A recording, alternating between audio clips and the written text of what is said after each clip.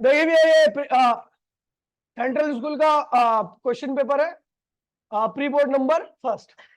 ठीक है, दो चिल्ला क्यों रहा है? ये बता रहा ना मुझे।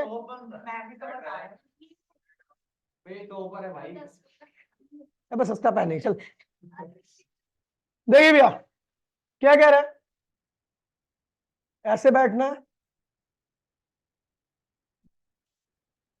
A charge capital Q is placed at the center of line joining the two charge, बीचों बीच रखा गया। प्लस क्यू और plus Q as shown in the figure. ठीक है, प्लस क्यू और प्लस क्यू के बीच में कैपिटल क्यू चार्ज रखा गया बीचों बीच। To maintain the equilibrium of the ratio of the charge capital Q and small Q. ध्यान दीजिए, ये क्वेश्चन कई बच्चे गलत कर देते हैं।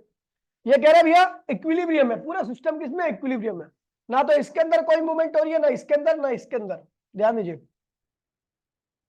अब आपको रेशियो निकालना है। क्या निकालना है? किसका? चार्ज का। क्या निकालना है? देखिए भैया, तो हम क्या कहते हैं, ये ए है, ये बी है और ये सी है। ये भी मान लीजिए प्लस है। ठीक है, प्लस ही होगा।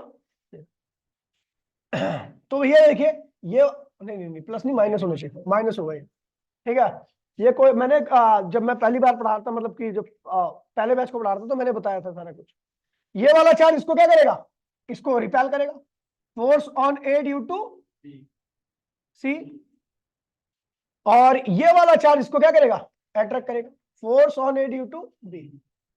अब अगर ये इक्विलिब्रियम में है तो उसका केवल एक ही तात्पर्य है कि फोर्स एसी बराबर में फोर्स ए बी। ठीक है, एसी किसके बीच का फोर्स है? इन दोनों के बीच का फोर्स है। तो भैया देखिए कितना फोर्स होगा, के दोनों चार्ज का क्यू, तो क्यू स्क्वायर, और दूरी कितनी है दोनों के बीच में? ये एक्स है, ये एक्स है, तो क्या होगा? 2x square. 2x स्क्वायर, कोई दिक्कत तो नहीं। जब रेशियो निकालना तब तभी ऐसे करेंगे एक्सट्रीम वाले को, क्योंकि अगर बीच वाले करोगे तो रेशियो नहीं आएगा आपका। ठीक है, अब force at B A, force at A due to B, इन दोनों के बीच के फोर्स की बात करेंगे तो क्या होगा भैया? एक कांस्टेंट के हो गया, एक चार्ज क्यू, और दूसरा क्या है भैया? Capital Q. साइन नहीं लिखना उसका, अपॉन में डिस्टेंस क्या है भैया? X square. इसको आगे सो के से के कैंसिल हो गया, के से के क्या हुआ? कैंसिल हो गया, हो जाएगा क्यू स्क्वायर अपॉन में 4x स्क्वायर। 4x स्क्वायर बराबर में क्या होगा? के क्यू कैपिटल क्यू अपॉन में, अगर अच्छा चिल्ला क्यों रहा साले?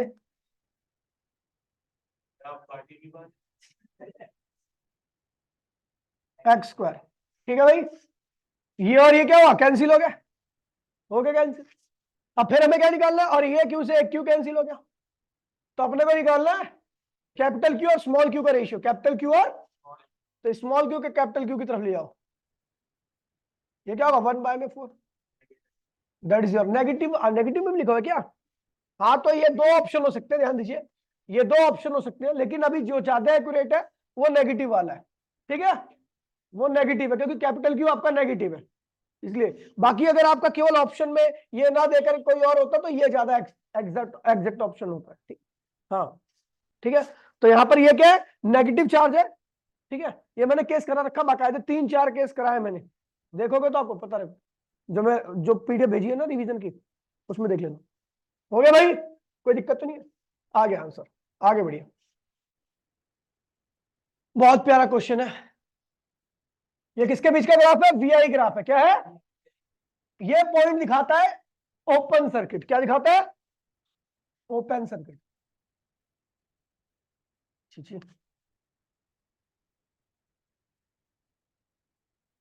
Open circuit. और जब ओपन सर्किट की बात करते हैं तो वोल्टेज क्या होता है? मैक्सिमम होता है, और करंट की वैल्यू क्या होती है? 0 होती है। और ये होता है, ये पॉइंट होता है क्लोज सर्किट का। क्या होता है? Close circuit.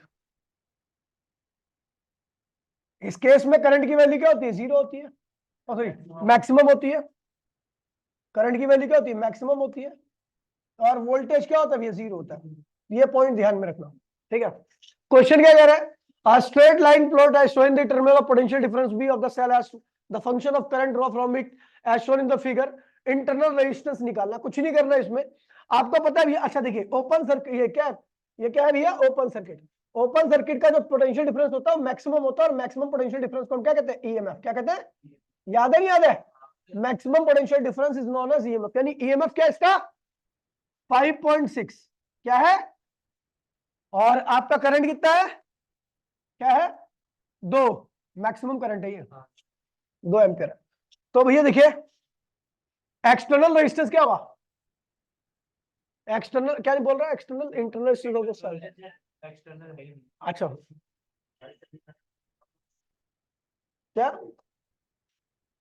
तो भैया देखिए जब करंट मैक्सिमम होता है, जब करंट, तो उस केस में एक्सटर्नल रेजिस्टेंस की वैल्यू क्या होती है? 0 होती है। ध्यान रखना करंट मैक्सिमम मतलब एक्सटर्नल रेजिस्टेंस क्या है? 0। तो भैया या तो आप सीधा आप एक्सटर्नल, ये क्या है, ये कितनी देखा? 2 एम्पियर, और ये है 2 वोल्ट, है ना। एक्सटर्नल रेजिस्टेंस क्या होता है? 0 होता है। तो भैया हम क्या कर सकते हैं, या तो इक्वेशन लगा दो V प्लस आई है, ये लगा दो, इसको ऐसे लिख दीजिए, इसको कैपिटल I और R लिख दीजिए, और ये I और ये स्मॉल r हो गया, ये इंटरनल रेजिस्टेंस है। जिसको ये आ रहा है तो भैया यहां से डायरेक्टली करेगा, R की वैल्यू क्या? 0, तो ये टर्म पूरी क्या होगी? 0। तो ये क्या हो जाएगा? आपको क्या निकालना? स्मॉल r, E अपॉन में I, E अपॉन में I। E क्या है? 5.6, I क्या है? 2, काटा पीटी कर दो तो क्या हुआ? नहीं लिख सकता। अब तो वो गलती से आ गया, हर केस में नहीं आएगा ना।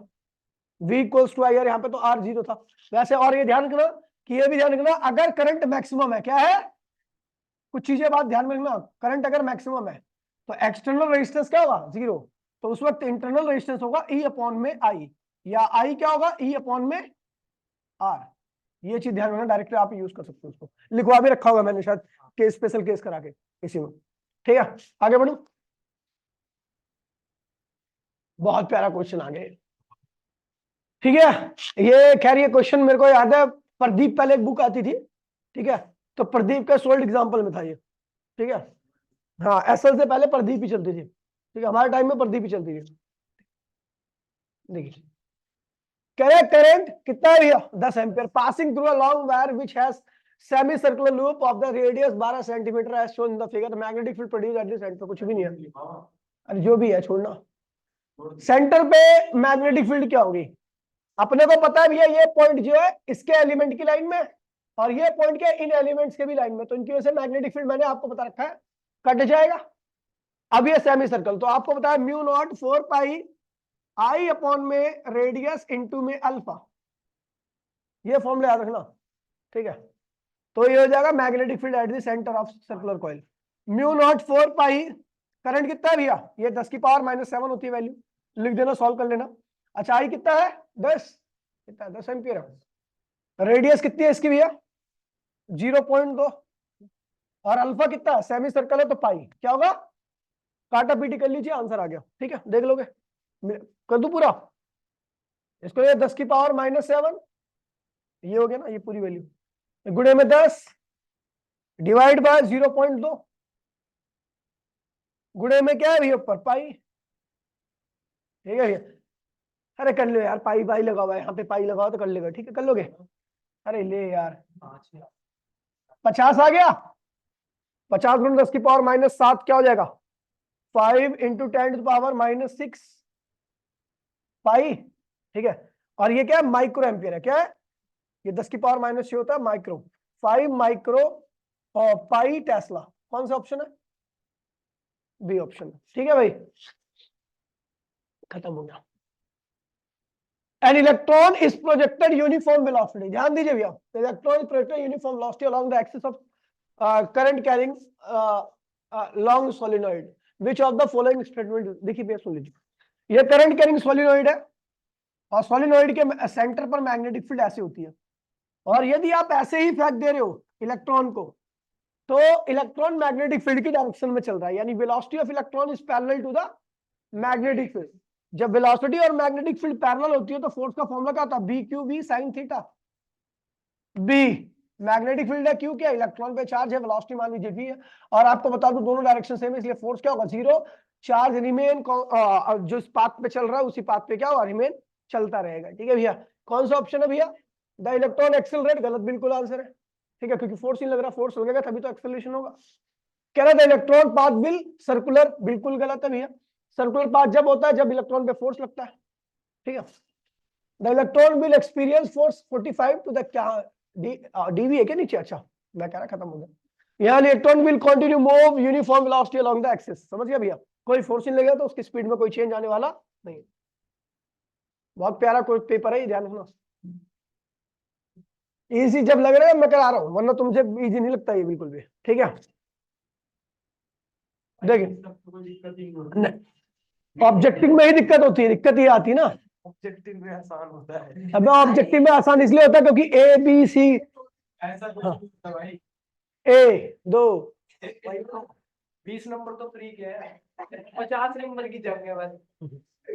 थोड़ा 50 नंबर होता है थोड़ा, ये तो जीत गया। ओए when a current in a भाई प्लीज बोलिए मत। when a current in a coil change from 5 to 2 ampere, ठीक है, 5 से 2 एम्पियर चेंज हो रहा है। टाइम कितना है?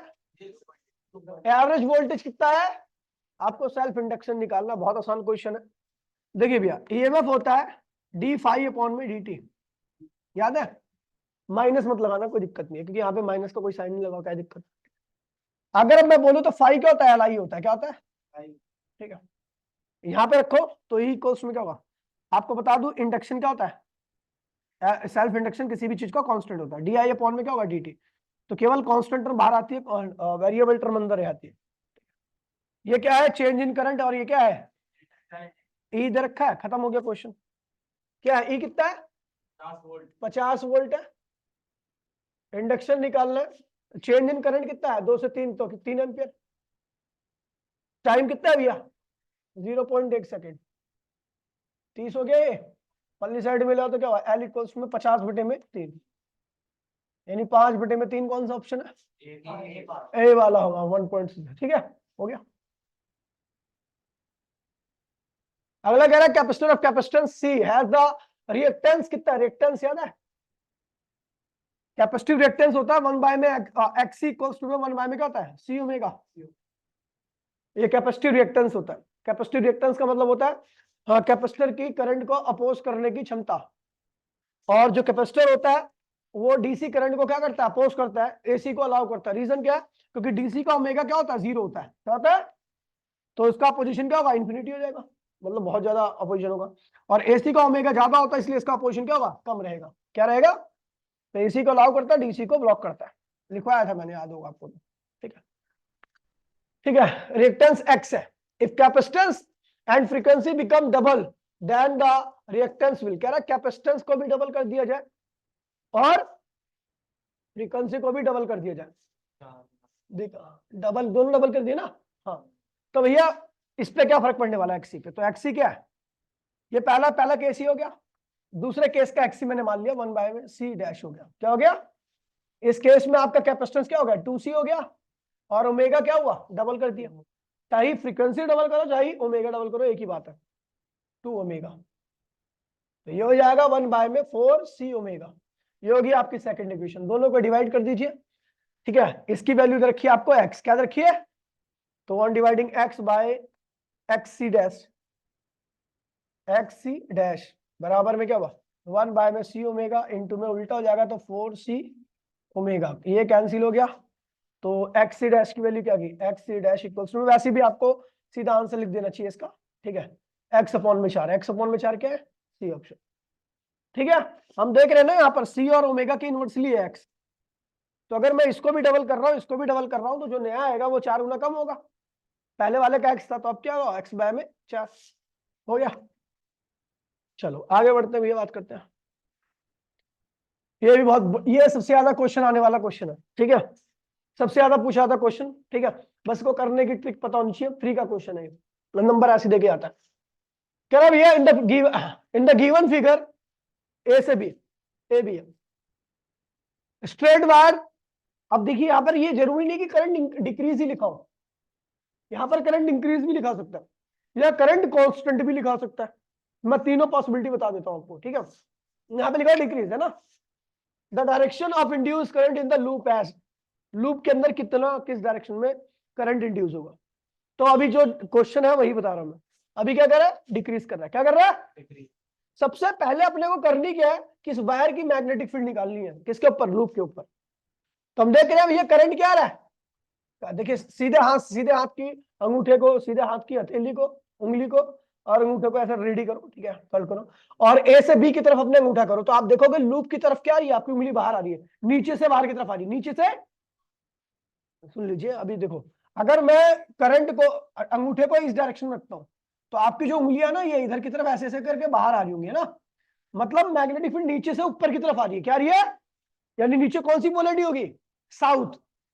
नीचे कौन सी? अगर किसी भी फेस के अंदर मैग्नेटिक फील्ड लाइन एंट्री मार रही है तो इसका मतलब समझ जाना कि वहां पे कौन सी पोलैरिटी है, यानी नीचे कौन सी पोलैरिटी होगी और ऊपर कौन सी होगी। अगर ये मैग्नेटिक फील्ड लाइन कम हो रही है, इसमें करंट कम हो रहा है, इसके अंदर क्या हो रहा है, करंट कम हो रहा है, तो नीचे से मैग्नेटिक फील्ड लाइन का नंबर भी कम हो रहा होगा, क्योंकि करंट के डायरेक्टली प्रोपोर्शनल होती है मैग्नेटिक फील्ड लाइन। तो मैग्नेटिक फील्ड लाइन का नंबर नीचे से कम हो रहा होगा, समझ गया। अब नीचे से मैग्नेटिक फील्ड लाइन का नंबर कम हो रहा होगा तो इसकी वजह से कॉइल का क्या हो रहा होगा, फ्लक्स चेंज हो रहा होगा। अब ये कॉइल चाहती है कि मेरा फ्लक्स चेंज, वो ये भी चाहेगी कि नीचे से जो मेरा मैग्नेटिक फील्ड लाइन का नंबर कम हो रहा है वो कम ना हो। उसके लिए उसको नीचे से साउथ पोलैरिटी को और ज्यादा स्ट्रॉन्ग करना पड़ेगा, नीचे से, क्योंकि साउथ पोलैरिटी क्या करता है, मैग्नेटिक फील्ड लाइन को अपनी तरफ खींचता है। तो नीचे क्या आएगी, साउथ पोलैरिटी, और आपकी तरफ जो फेज है ऊपर की तरफ उस पर क्या आएगी, नॉर्थ पोलैरिटी। और नॉर्थ पोलैरिटी में करंट क्या होता है, एंटी क्लॉकवाइज। क्या होता है, दोबारा सुनिए आप, क्लॉकवाइज एक बार करंट को इंक्रीज कर देते हैं, ठीक है। अब अगर मान लीजिए इसमें करंट क्या हो रहा है, इंक्रीज कर रहा है, क्या कर रहा है, तो मैग्नेटिक फील्ड लाइन नीचे से ही एंट्री मार रही है, और नीचे से मैग्नेटिक फील्ड, अगर करंट इंक्रीज कर रहा है तो नीचे से मैग्नेटिक फील्ड लाइन का नंबर भी बढ़ेगा। तो अगर मैग्नेटिक फील्ड लाइन का नंबर बढ़ेगा तो फ्लक्स भी बढ़ेगा। कॉइल चाहेगी मेरा फ्लक्स इंक्रीज, और फ्लक्स इंक्रीज ना करने के लिए नीचे से मैग्नेटिक फील्ड लाइन बढ़ रही है उसको अपोज करना पड़ेगा, वहां से एंट्री बंद करनी पड़ेगी। एंट्री बंद कहां से क्यों कब होगी, जब नीचे नॉर्थ पोलैरिटी आ जाए। क्या आ जाए, और जैसे नीचे नॉर्थ पोलैरिटी आएगी तो ऊपर क्या आएगी, और जैसे ऐसा होता है कि तो करंट क्या होगा, क्लॉकवाइज। क्या होगा, और मान लीजिए करंट अगर आपका कांस्टेंट है, क्या है, और अगर करंट कांस्टेंट है तो नीचे से मैग्नेटिक फील्ड लाइन का नंबर कांस्टेंट है, उनका नंबर कांस्टेंट, फ्लक्स भी क्या होगा, और कांस्टेंट फ्लक्स पे इंड्यूस ईएमएफ की वैल्यू क्या होती है, जीरो होती है। तो पहला देखिए, दोबारा पहले वाले को एक बार रिपीट कर दे रहा हूं, करंट क्या हो रहा है, डिक्रीज कर रहा है नीचे वाले फेज से, कॉइल के ऊपर वाले फेज की बात नहीं कर रहा, इसके नीचे पीछे जो फेज है जो आपको नहीं दिख रहा, वहां से मैग्नेटिक फील्ड लाइन क्या होती है, अंदर आ रही है, एंट्री मार रही है। अगर नीचे से मैग्नेटिक फील्ड लाइन करंट कम हो रहा है तो नीचे से मैग्नेटिक फील्ड लाइन का नंबर भी कम हो रहा होगा। नंबर को बढ़ाने के लिए उसको कौन सा पोलैरिटी लाना पड़ेगा, नीचे south polarity. South polarity magnetic field line को क्या करती है, बढ़ा देती है, खींच लेती है, ठीक है।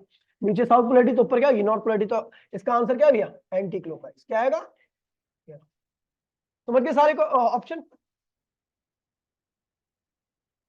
देखिए क्या कह रहे हैं, इन एलसीआर सीरीज सर्किट, ठीक है, द रेजोनेंस, अच्छा रेजोनेंस वोल्टेज अक्रॉस, देखिए भैया सुन लीजिए, कह रहा है इफ एलसीआर सीरीज सर्किट है is connected to the AC source, किससे कनेक्टेड है, एसी सोर्स से, then the resonance, then at resonance the voltage across R is zero. देखिए सुन लीजिए, रेजोनेंस कब होता है, याद है आपको, रेजोनेंस में जब मैं रेजोनेंस बोलूंगा तो ध्यान रखना कि opposition of inductor equals to opposition of capacitor, दोनों की बराबर होगी। पोटेंशियल ऑफ इंडक्टर बराबर पोटेंशियल ऑफ कैपेसिटर बराबर होगा, ठीक है। अब ये अपोजिशन बराबर है तो ध्यान रखना कि ये क्या होता है, एल ओमेगा, ये क्या होता है 1 में सी ओमेगा। तो ओमेगा ओमेगा को साथ में लिखे तो क्या होगा, ओमेगा स्क्वायर, एल सी को साथ में लिखे तो एल सी। तो ओमेगा की वैल्यू क्या होगी, ये आ गई क्या, under root L C. Frequency क्या होगी, ओमेगा को अगर 2 पाई एफ लिखोगे, एफ क्या होगा 1 में 2 पाई अंडर रूट 3, 1 में अंडर रूट एल सी। तो भैया या तो फ्रीक्वेंसी या हो, या दोनों पे पोटेंशियल क्या हो, बराबर हो, या दोनों का अपोजिशन क्या हो, बराबर हो, या ध्यान दीजिए भैया, या ध्यान दीजिए सारा पोटेंशियल क्या हो, सारा का सारा पोटेंशियल किस पे अपीयर हो, रेजिस्टेंस के ऊपर। सबका सब पोटेंशियल, बैटरी का पूरा पोटेंशियल कहां पे गया हो, समझ गया। अब देखिए आर इज जीरो, ये तो कतई गलत है, कह रहा पोटेंशियल आर के अक्रॉस में क्या जीरो रहेगा, नहीं, मैंने कहा बैटरी का जितना ही पोटेंशियल होगा सबका सब किस पे आएगा, R equal to the applied voltage, नहीं आर तो कभी equal to the R, voltage across R, अच्छा हाँ, वोल्टेज जो आर पर आया है वो अप्लाइड वोल्टेज के क्या होगा, बराबर होगा। ये ऑप्शन क्या है, ठीक है, ये ऑप्शन क्या है, मैंने बोला ना भैया जो भी वोल्टेज है अप्लाइड वोल्टेज वो सारा का सारा किस पे आएगा, रेजिस्टेंस पे। किस पे आएगा, रेजिस्टेंस पे। भाई प्लीज ध्यान दीजिए, कोई दिक्कत तो नहीं है। अच्छा ये वाला C इज जीरो, नहीं C जीरो नहीं होता, अपोजिशन होता है, लेकिन ये किसके बराबर होता है, एक्सेल के। Potential L is equal to the applied voltage, ये भी गलत है क्योंकि L पे और, ठीक है, कोई पोटेंशियल तो मान के नहीं चलते, सारा पोटेंशियल किस पे आता है, इंडक्टर पे और कैपेसिटर पे, दोनों का पोटेंशियल क्या होता है, बराबर होता है, लेकिन ये उसके कभी बराबर नहीं होता, किसके, अप्लाइड वोल्टेज। ठीक है, चलो भैया आगे बढ़े। एसी कराऊंगा अभी एक बारी अच्छे से, दे रहा शशांक, ये उसका भाई है, क्या नाम है, शशांक, उसका क्या नाम है, आर्यन का। ये तो जानना ही नहीं था मैं।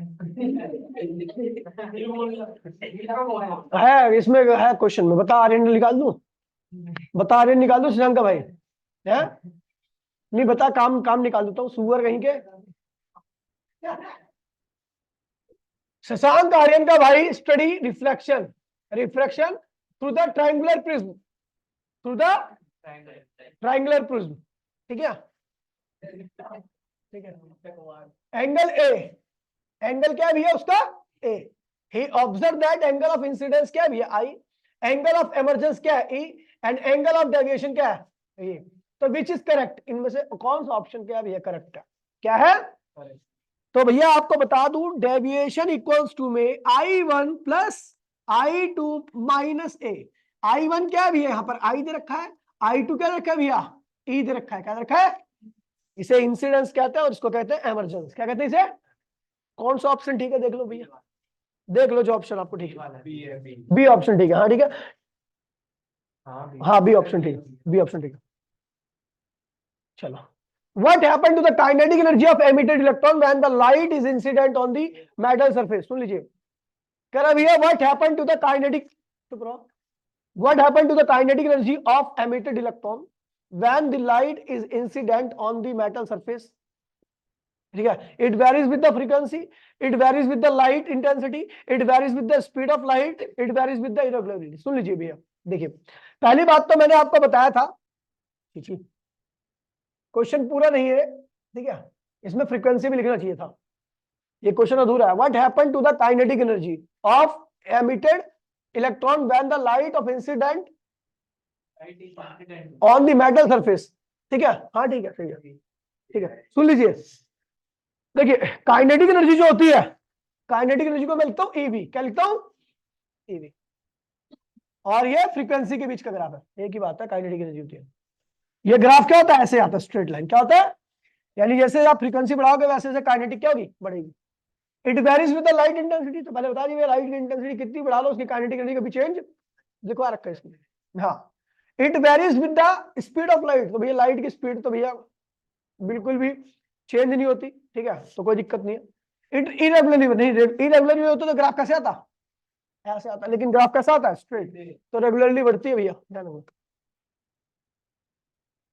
अगला है, ठीक है, which of the following transition in a hydrogen atom emit the photons of lowest frequency, lowest frequency कब होती है, जब हाईएस्ट वेवलेंथ होती है ना, और लोएस्ट फ्रीक्वेंसी जब होगी जब लोएस्ट एनर्जी होगी, एनर्जी लोएस्ट जब होती है जब उसकी ग्राउंड स्टेट और एक्साइटेड स्टेट के बीच में सेपरेशन क्या मिनिमम हो।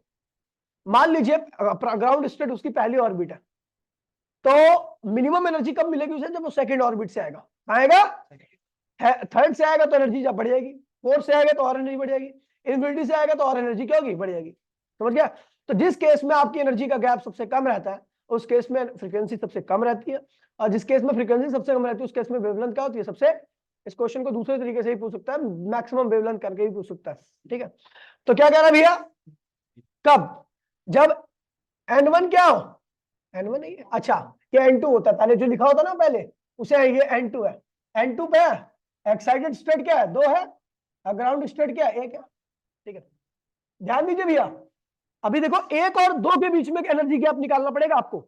पहले ऑर्बिट की एनर्जी क्या होती है, -13.6 eV, दूसरे ऑर्बिट की एनर्जी क्या होती है, मैं लिखवाया था सारा कुछ, डिफरेंस निकाल लो, निकाल लिया डिफरेंस, साइड में कर लो, ठीक है। इस केस का डिफरेंस निकाल लो, ठीक है, चौथे ऑर्बिट की एनर्जी और पहले ऑर्बिट की एनर्जी का डिफरेंस निकाल लो, साइड में लिख दो।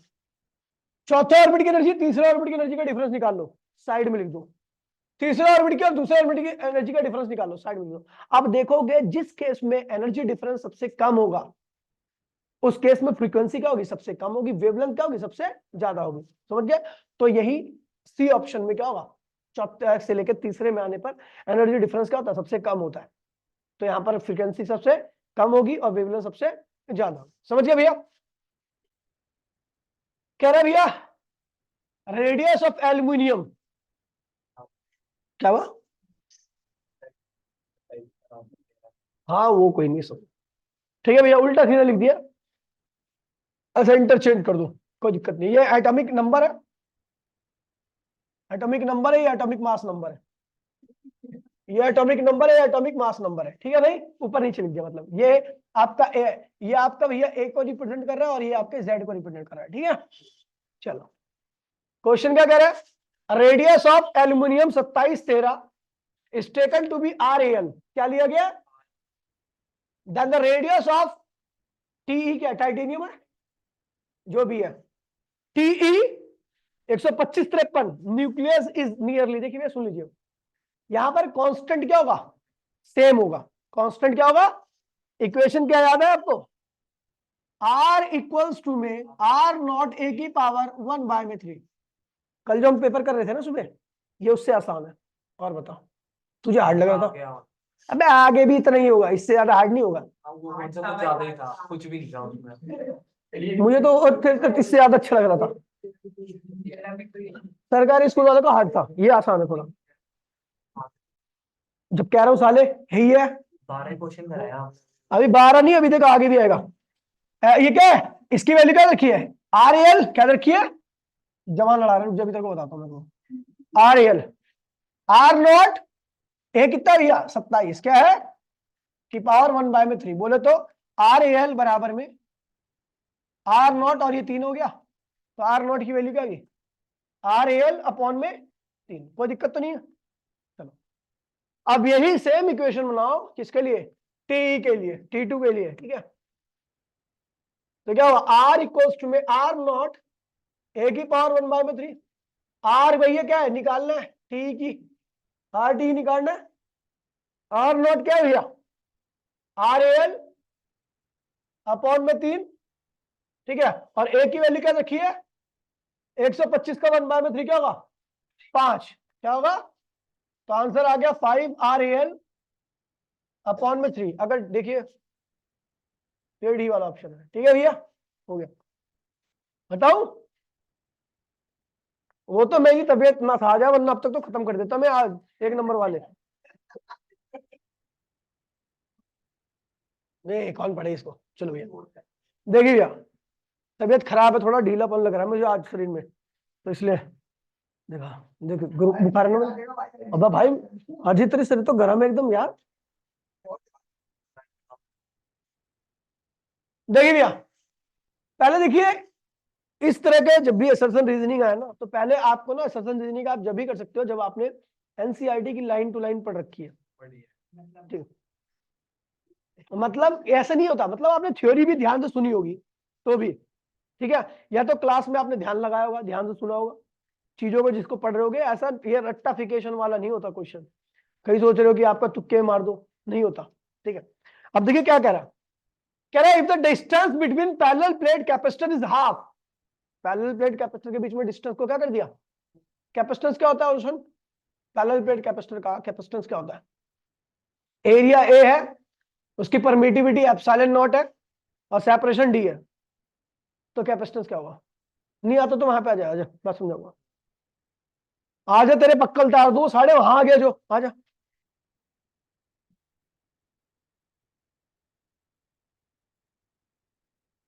आयुष बेटा बहुत छुट्टी कर रहा तू, तुम्हारे प्रैक्टिकल चल रहे हैं क्या, कब है, कल। ये बता क्या होता है कैपेसिटर, पैरेलल प्लेट कैपेसिटर का कैपेसिटेंस क्या होता है, 0। पैरेलल प्लेट कैपेसिटेंस का कैपेसिटेंस 0 होता है कैपेसिटर का, तो ए एप्सिलॉन अपॉन में डी क्या होता है? क्यों नहीं पता, दिखा पिछवाड़ा, दिखा लात मारूंगा, नहीं बैठ यहीं पे और मारूंगा, बैठिया। पैरेलल प्लेट कैपेसिटर का कैपेसिटेंस होता है ए एप्सिलॉन अपॉन में, ध्यान दियो, देख कैसे रहा है तू, अलग घूर रहा है। पैरेलल प्लेट कल वो लड़का भी बैठ रहा था छत पे, यार था, पूछियो, वरना आगे भाई भाई बोलने लगा। भाई माइक से निकाला कह रहा फ्लैट पे जा रहा हूँ। डी सेपरेशन ए है, और सॉरी एरिया ए है, सेपरेशन दोनों प्लेट्स के बीच में डी है, और बीच में रखा वैक्यूम। अगर मान लीजिए डाइलेक्ट्रिक कांस्टेंट भी रखिए के, तो कोई दिक्कत नहीं है। तो इसका कैपेसिटेंस क्या होगा? कैपेसिटेंस मतलब होता है charge storing capacitance, A epsilon के अपॉन में क्या हो गया डी, ये होता है पैरेलल प्लेट कैपेसिटेंस। और अगर वैक्यूम होता है, इसके बीच में स्पेस होता है, तो इसके की वैल्यू क्या होती है? 1 हो जाती है। तो ये क्या होगा? ए एप्सिलॉन अपॉन में क्या होगा? डी। ठीक है, ये हो गया। क्या कह रहा है क्वेश्चन पे आते हैं, कह रहा है भैया डाइलेक्ट्रिक को डिस्टेंस को क्या कर दिया? आधा कर दिया। क्या कर दिया? आधा कर दिया। और के की वैल्यू को 3 गुना बढ़ा दिया। क्या करिए? इसको 3 गुना बढ़ा दो, के की वैल्यू को 3 गुना कर दो। पहले इसका कैपेसिटेंस क्या था बंगाली? के कौन बोलेगा? के अपॉन में डी। अब मैंने डी को आधा कर दिया और के को 3 गुना बढ़ा दिया, तो नया कैपेसिटेंस क्या होगा? 6 गुना बढ़ जाएगा, सुअर कहीं के। ये 2 ऊपर जाएगा, तो 3 गुणे में 2, 6, यानी ये सही है। ऐसा बिल्कुल ठीक है भैया, कोई दिक्कत तो नहीं है। ठीक है, रीजन पे आते हैं। Capacitance of capacitor does not depends upon the nature of the material. Material पे डिपेंड करता है भाई, मेटल का बना लो अलग है कैपेसिटेंस, ठीक है, ठीक है। तो ये तो सही है, लेकिन ये गलत है, ठीक है। तो जाहिर सी बात है रीजन तो हो ही नहीं सकता ये, ठीक है भैया। जो गलत है तो रीजन समझ गया, डी ऑप्शन, जो भी होगा सी है। असर्शन करेक्ट, रीजन गलत, and reason is not correct explanation of assertion. ज्यादातर सी है भैया।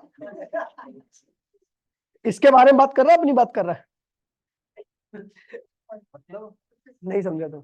अच्छा तुझे बहुत समझ आ रहा है, इतना फिजिक्स पढ़ क्या कॉन्फिडेंस देखो, जीरो होगा, क्या जीरो होगा? मैं भी ऐसे प्रैक्टिकल में करता हूँ, ठीक है, और जीरो नंबर देगा फिर प्रैक्टिकल वाला। देखिए भैया, तेरे जैसे बच्चे से पता क्या पूछते प्रैक्टिकल वाला? बेटा तेरे को क्या आता है वो बता। तू कहेगा सर ये आता है, उसमें से पूछेगा तो उसमें से भी नहीं बता पाएगा। देखिए भैया, we can't get diffraction pattern from a wide slit illuminated by monochromatic light। देखिए भैया, वाइड स्लिट से आप देखिए, मैंने बताया था नैरो स्लिट होनी चाहिए। क्या होनी चाहिए? वाइड स्लिट से आप डिफ्रैक्शन पैटर्न को नहीं प्राप्त कर सकते। रीजन देख लेते हैं। In diffraction pattern all the bright bands are not of the same intensity. ठीक है, देखिए देखिए सुन लीजिए, ए भी ठीक है और बी भी ठीक है।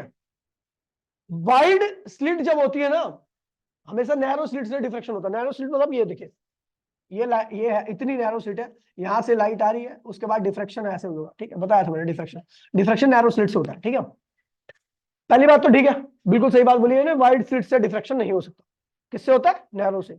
ठीक है, क्यों होता है ये मैं जब रिवाइज करूंगा तो बता दूंगा आपको। ठीक है, अभी ये कह रहे नीचे, कह रहा है in diffraction pattern all bands are not same intensity. तो मैंने आपको बताया डिफ्रैक्शन में लगातार वेव का नंबर क्या होता है? कम हो जाता है, और इंटेंसिटी ग्रेजुअली क्या होती है? डिक्रीज करती है। ठीक है, तो डिक्रीज कर रही है। असर्शन भी ठीक है और रीजन भी ठीक है, लेकिन ये चीज की ये एक्सप्लेनेशन, सॉरी कहां गया, इस चीज की ये एक्सप्लेनेशन नहीं है। समझ गया? ये रीजन नहीं है इसका। असर्शन ठीक है, रीजन ठीक है, लेकिन असर्शन रीजन जो है एक्सप्रेशन की करेक्ट एक्सप्लेनेशन नहीं है। असर्शन ठीक है, रीजन ठीक है, लेकिन वो उसको एक्सप्लेन नहीं कर रहा। खत्म, बस। शेमोस कौन सा है? सही, मैंने सही कहा, सही कहा। Arjit option B. Assertion, photoelectric saturation current increase with increase the frequency of incident. बिल्कुल गलत है। फ्रीक्वेंसी बढ़ाने से सैचुरेशन करंट हाँ बढ़ता है भाई। फ्रीक्वेंसी बढ़ाने से करंट क्या होता है? बढ़ता है। रीजन पता क्या? कैसे? जब फ्रीक्वेंसी कम थी तो कुछ ही इलेक्ट्रॉन एनोड से कैथोड की तरफ पहुंच रही, कैथोड से एनोड की तरफ पहुंच रहा है। जैसी फ्रीक्वेंसी आपने बढ़ाई, क्या हुआ भैया, ज्यादा इलेक्ट्रॉन की एनर्जी बढ़ गई, जो नहीं पहुंच पाते वो भी पहुंच गया, करंट बढ़ गया। और इंटेंसिटी बढ़ाई और फ्रीक्वेंसी बढ़ाई और एनर्जी बढ़ गई और एनर्जी बढ़ गई, तो जो इलेक्ट्रॉन पहले नहीं पहुंच पा रहे थे वो भी अब पहुंचने लगे। जैसे इलेक्ट्रॉन, अब जब सारे इलेक्ट्रॉन पहुंचने लगे तो सैचुरेशन करंट पहुंच जाएगा। ठीक है, वही कह रहा है कि photo electric saturation current increase with increase in frequency of incident radiation. ये क्या बोल रहा है ये तो सैचुरेशन करंट तो कांस्टेंट रहता ना, सैचुरेशन करंट कांस्टेंट हो गया। सैचुरेशन जब होता है जब सारे इलेक्ट्रॉन पहुंच जाए, उसके बाद बढ़ा लो फ्रीक्वेंसी तो क्या फर्क पड़ता है। अब हमें सैचुरेशन करंट कब मिलता है, जब सारे इलेक्ट्रॉन पहुंच जाए। अब जब सारे इलेक्ट्रॉन पहुंच ही रहे तो फ्रीक्वेंसी कितने ही बढ़ा लो क्या फर्क पड़ता है भाई, सारे इलेक्ट्रॉन तो पहुंच ही रहे ना, हम फ्रीक्वेंसी बढ़ा क्यों रहे थे, ताकि सारे इलेक्ट्रॉन पहुंच जाए। अब सारे इलेक्ट्रॉन ऑलरेडी पहुंच गए हैं तो फ्रीक्वेंसी बढ़ा के कोई फायदा, तो भैया गलत है, ये क्या है, गलत। ठीक है, अगले विषय एनर्जी ऑफ इंसिडेंट फोटोन, ध्यान दीजिए। Increases with increase in frequency, बिल्कुल भैया, as a result current increases. ठीक है, कह रहा है भैया एनर्जी जो होती है इंसिडेंट फोटोन की इंक्रीज करती है यदि हम फ्रीक्वेंसी को क्या करें भैया, इंक्रीज करें, जिसकी वजह से फोटो इलेक्ट्रिक करंट भी क्या होता है, इंक्रीज करता है। फोटो इलेक्ट्रिक करंट जो होता है ना वो किस पे डिपेंड करता है, इंटेंसिटी पे। किस पे डिपेंड करता है, इंटेंसिटी पे।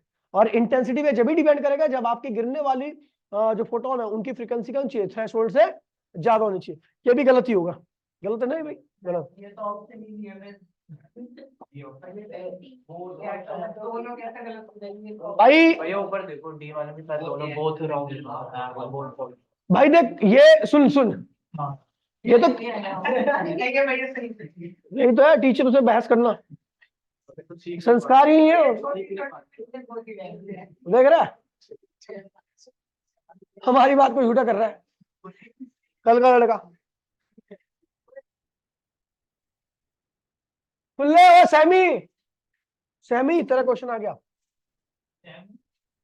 सैमी मतलब पुरुष और स्त्री के बीच का। when two semiconductors of p and n types are brought in contact, ध्यान दीजिए भैया, यहां पे बनता है पीएन जंक्शन। क्या बनता है, जब पी टाइप और एन टाइप सेमीकंडक्टर को क्या करते हो, पास पास में लाते हो, क्या लाते हो, brought in contact, they form pn junction which act like a rectifier। देखिए भैया रेक्टिफायर क्या होता है, सुन लीजिए। रेक्टिफायर सुन लीजिए, रेक्टिफायर होता है जो एसी करंट को डीसी, नहीं नहीं नहीं बिल्कुल भी मत बोलना, डीसी में, डीसी में नहीं करता, नहीं एसी में भी नहीं करता। वो एसी को यूनि डायरेक्शन कर देता है। एसी जो होता है वो पॉजिटिव साइकिल भी होती है नेगेटिव साइकिल भी होती है, पॉजिटिव नेगेटिव। लेकिन जो रेक्टिफायर होता है ना वो एक ही डायरेक्शन में कर देता है, वो सारी साइकिल को क्या करता है। आप एसी नहीं कह सकते कि एसी को डीसी में कन्वर्ट कर सकता है। एसी को डीसी में कन्वर्ट करने का मतलब है कि ये करंट जो है ना, ये ऐसा करंट जो है ना एसी, वो ऐसा हो जाए, ऐसा हो जाएगा। लेकिन ये ऐसा नहीं होता, रेक्टिफायर से पास होने के बाद ये ऐसा होता है, ऐसा। हाफ वेव में गैप आता है, फुल वेव में लगातार बनती चली जाती है। ठीक है, अब देखिए, तो भैया ये तो मेरे हिसाब से गलत होना चाहिए, रेक्टिफायर की तरह तो बिहेव नहीं करता ना, रेक्टिफायर की तरह। लेकिन अगर मैं बाइसिंग कर दूं तो वर्क कर सकता है। बाइसिंग करोगे, अगर फ्लोट बाइसिंग में देखिए, अगर बाइसिंग होती है, अभी बताऊंगा बाइसिंग, ये सही था पहले बता, ये मेरे हिसाब से गलत था। सही है भैया, इसका सी वाला देखो पहले उसी हिसाब से एक बार देखिए डालिए, एक बार ये सही है गलत है, गलत है वैसे तो मेरे हिसाब से, मैं तो गलत है। गलत है ये गलत होगा। डालिए एक बार जरा यार इसे। शिवम टेकवाल बेटा हाथ की घोड़ा कर रहे हो, समर्पित है, समर्पित नहीं है शिवम है, शिवम टेकवाल है, जानता हूं मैं, इसकी हरकत कर रहा हूँ भाई। बेटा पैसे नहीं है अभी क्यूआर कोड भेज।